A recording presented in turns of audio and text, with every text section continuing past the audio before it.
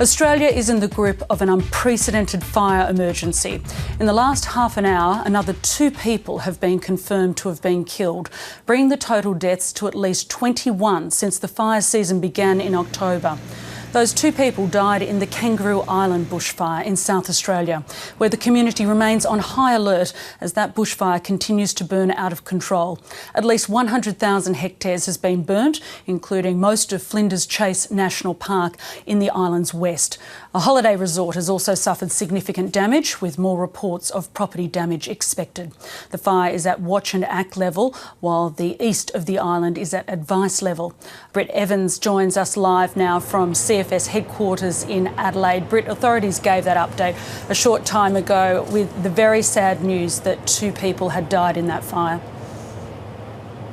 That's correct, Selena. Yes, at this stage we have heard from police that 2 people have been confirmed dead in the Kangaroo Island fire. Police say that that happened around the Playford Highway, which is in the centre of Kangaroo Island, on the island there. So we understand, the ABC also understands that a number of structures and homes have been lost in this fire, and there has been significant damage across the island. 100,000 or more than 100,000 hectares has been burnt on Kangaroo Island, which we believe is around a quarter of the island at this stage. So it's a significant amount of area that has been impacted. And the Flinders Chase National Park, which is on the western end of the island, has copped a lot of that damage there. The national park there has been significantly damaged, and an accommodation facility there has also caught a lot of the damage as well. Wildlife is obviously a big concern as well, which the CFS and authorities have addressed this morning, saying that there definitely will be quite a lot of deaths and injuries from wildlife there as well. So at this stage, we understand the rapid damage assessment teams are on standby on Kangaroo Island. We understand there are many there waiting to get into areas, but because that fire is still burning, it is still unsafe for them to get into many areas to actually assess what the true extent of this damage is at this stage.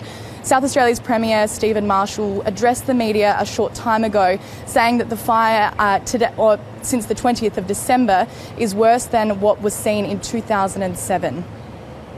We're still waiting more information.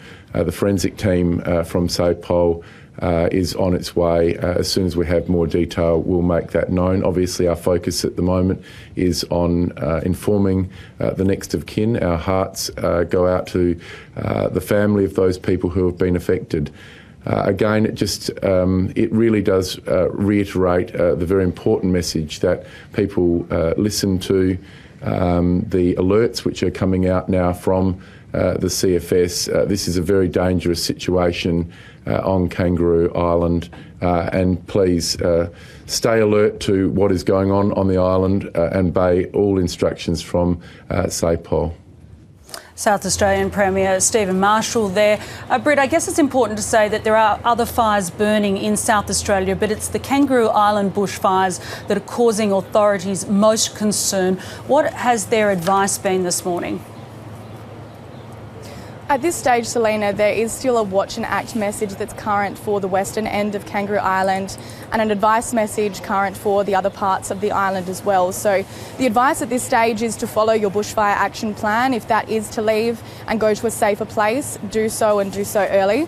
At this stage, there is a relief centre that is set up at King's Coat. So people are gathering there, and if people do need to gather there for safety, they can do so. Police and authorities are also saying at this stage that if you don't need to go to Kangaroo Island and your travel there is not essential, that people should stay away where possible. We understand that there has been some rain seen on the island overnight, and conditions today are a bit cooler, so the CFS are hoping that that will help firefighting efforts today. Britt Evans, thanks very much.